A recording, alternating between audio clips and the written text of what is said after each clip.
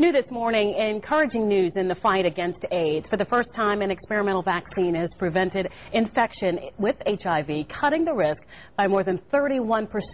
Doctors say this is the first evidence a safe and effective vaccine is possible.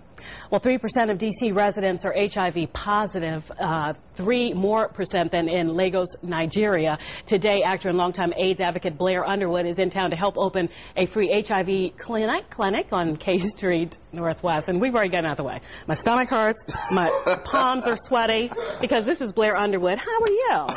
I'm sorry. It's a lot of pressure. It's a lot of pressure, I'm sure, to be Blair Underwood. I don't think about it. Well, and Julie is watching, so can you just give her a quick Julie? Hello? I saw Julie. I heard that, Julie. Hold on. Are you doing oh, she's right. She's like, hold on, let me get hooked up. You are in town, though, for a very serious issue that it is plaguing this area, and we did the statistic at the top.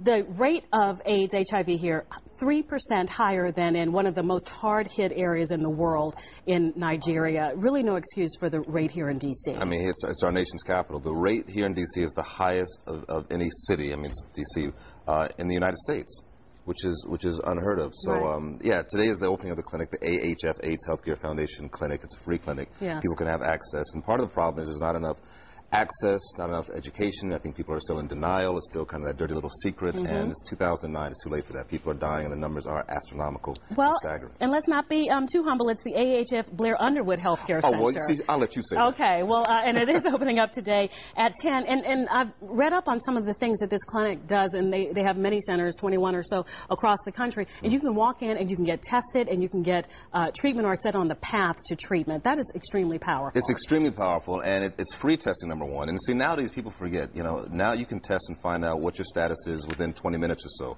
In addition to that, there are mobile clinics that travel the country. Right now, Magic Johnson has, and that will be parked in front of the, well, today anyway, for the opening ceremony. It's 2141, by the way, 2141 K Street. Yes. So in terms of testing, there's free testing. You can find out what your status is, and you can be treated. You know, there's therapy involved. There's the actual hands-on treatment. So it's a there's really no excuse nowadays when you have that kind of access. And you're no stranger in this fight. Why get involved in the battle to find a cure and to raise research money for this disease? Well, for me, it started almost 20 years ago. I'm a co-founder of an organization called Artists for New South Africa.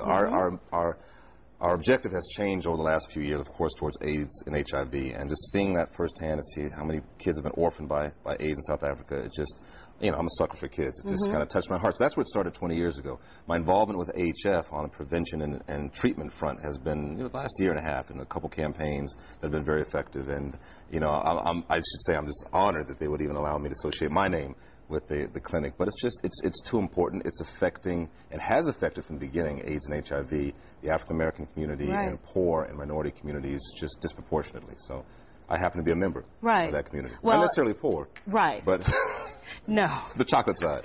Well, and you know what? And they were saying that the campaign that you have with the billboards just been extremely successful, probably because especially men probably look up and they say, hey, well, if Blair Underwood could talk about this, maybe I can go and, you know, talk about this because I've been involved myself in some risky behavior or what have you. Yeah, so listen, I've been, you know, when I was a kid, I got in trouble for talking too much, and now it's time to start. We can't afford to not talk about it. And the bottom line is, honestly, the gay community has done a great job at educating their community.